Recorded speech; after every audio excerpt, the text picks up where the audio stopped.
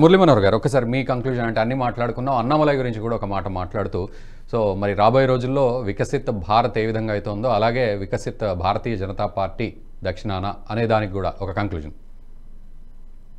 ఈ మోడీ గారి యొక్క స్లోగన్ సబ్కా సాథ్ సబ్కా Vikas is in action now, అది యాక్షన్ లోకి వచ్చేసింది. అందుకే అది సౌత్ నార్త్ ఈస్ట్ వెస్ట్ ఏ డివిజన్ లేకుండా అందరి దగ్గరికి ఆయన వెళ్లే ప్రయత్నం చేస్తున్నాడు. అందరికి కనెక్ట్ అవుతా ఉన్నాడు. అది భాష ద్వారా కనెక్ట్ అవుతా ఉన్నాడు, తర్వాత తాను పర్యటనల ద్వారా కనెక్ట్ అవుతా ఉన్నాడు. అలాగే అభివృద్ధి ఫలాలు అందించడం కూడా అందరికీ అందించేటువంటి ఒక పెద్ద ప్రయత్నం జరుగుతాం. ఆ ప్రయత్నంలో భాగంగా సౌత్ లో చాలా స్ట్రాంగ్ గా ఎమర్జ్ అయ్యేటువంటి అవకాశం ఉంది. ఇది నినాదం కాదు, ఇది ఆచరణ రూపంలో కనిపిస్తా ఉంది.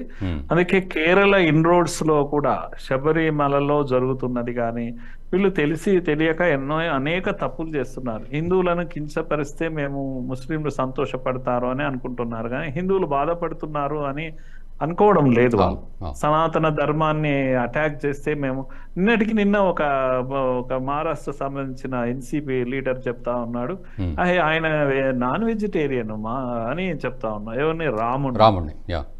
ఇలాంటివి ఒక అవహేళన చేసి హిందువులను కించపరిచి ఇలాంటివి చేసే వాళ్ళ కూటమి, అది ఇండి కూటమి అనేది హిందువులను అవమానం చేసే కూటమిని ఇండి కూటమి అని అంటారు. కనుక ఆ విధంగా గాయపరుస్తున్నారు, మనోభావాలను దెబ్బతీస్తున్నారు. వాళ్ళకి తెలియట్లేదు. కాంగ్రెస్ పాపం ఏమైపోయింది అంటే గాంధేయ వాదమే తమ సిద్ధాంతంగా పార్టీ ఎస్టాబ్లిష్ అయింది, కానీ గాంధీయిజానికి పూర్తి దూరంగా వెళ్ళిపోతా ఉంది.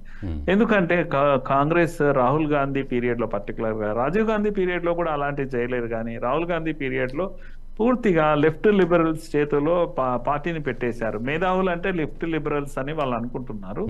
దాంతో పార్టీ పాపం తప్పుదారి పట్టింది.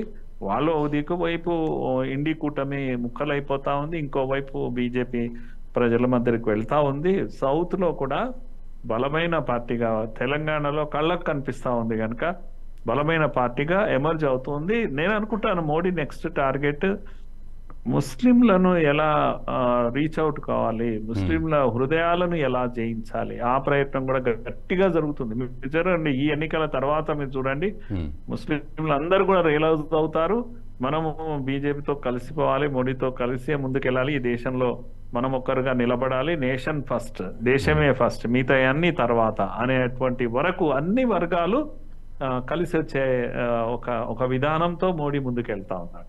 ఓకే, ఈ వీడియో మీకు నచ్చినట్టయితే లైక్ చేయండి, 10 మందికి షేర్ చేయండి, అలాగే కామెంట్ల రూపంలో మీ అభిప్రాయాలను మాతో పంచుకోండి. Nationalist hub group of channels ను సబ్స్క్రైబ్ చేసుకుని తెలుగునాట జాతీయవాద జర్నలిజాన్ని ప్రోత్సహించండి. ఈ వీడియో కింద ఉన్న బెల్ ఐకాన్ పై క్లిక్ చేయడం మర్చిపోవద్దు.